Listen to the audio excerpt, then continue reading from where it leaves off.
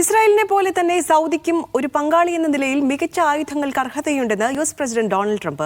ഇസ്രായേലുമായി ബന്ധമില്ലാതെ തന്നെ F-35 ഉൾപ്പെടെയുള്ള Saudi അറേബ്യയ്ക്കുള്ള വൻ ആയുധ പാക്കേജുകൾ യുഎസ് പ്രഖ്യാപിക്കും. യുഎസിലേക്കുള്ള സൗദി നിക്ഷേപം $1 ട്രില്യൺ ആക്കി ഉയർത്തുമെന്ന് സൗദി കിരീടാവകാശി പറഞ്ഞു.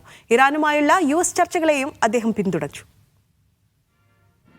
സൗദി ഈ വർഷം പ്രഖ്യാപിച്ച $600 ബില്യൺ നിക്ഷേപം $1 ട്രില്യൺ ആക്കുമെന്ന് കിരീടാവകാശി കൂടിക്കാഴ്ചയ്ക്കിടെ പറഞ്ഞിരുന്നു. ഇതിന് പിന്നാലെയാണ് ട്രംപ് സൗദിക്ക് പ്രതിരോധ പാക്കേജുകൾ പ്രഖ്യാപിക്കുമെന്ന് അറിയിച്ചത്. നേരത്തെ ഇസ്രായേലുമായി ബന്ധം സ്ഥാപിച്ചാൽ മാത്രം ലഭിക്കുമെന്ന് പറഞ്ഞ F-35 ഉൾപ്പെടെ പ്രതിരോധ പാക്കേജാണ് സൗദിക്ക് പ്രഖ്യാപിക്കാൻ പോകുന്നത്.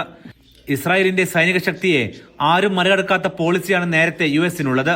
എന്നാൽ ഇസ്രായേലിനുള്ള അതേ ആയുധങ്ങൾ തന്നെ സൗദിക്ക് നൽകാൻ ഒരുങ്ങുകയാണ് US.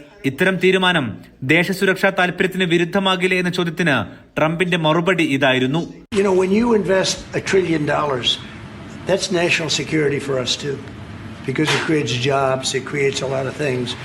And I would say, Scott, right, when you hear one country is putting $1 trillion into the United States, that creates national security. That will do that. It creates a lot of power for the United States. യുഎസിലേക്കുള്ള യാത്രക്ക് മുന്നേ സൗദിക്ക് Iran പ്രസിഡന്റിന്റെ കത്ത് ലഭിച്ചിരുന്നു. അതിന്റെ ഉള്ളടക്കം വ്യക്തമല്ല. പക്ഷേ ട്രംപുമായുള്ള കൂടിക്കാഴ്ചയിൽ യുഎസ് ഇറാൻ കരാറിനെ പിന്താങ്ങുമെന്ന് സൗദി കിരീടാവകാശി പറഞ്ഞു.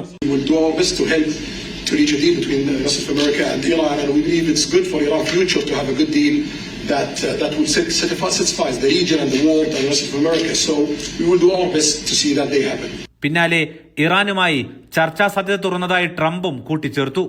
ഇന്ന് സൗദിയുമായുള്ള വിവിധ കരാറുകളും വിവിധ ചർച്ചകളും തുടരും. Aftab Rahman, media 1, Riyadh.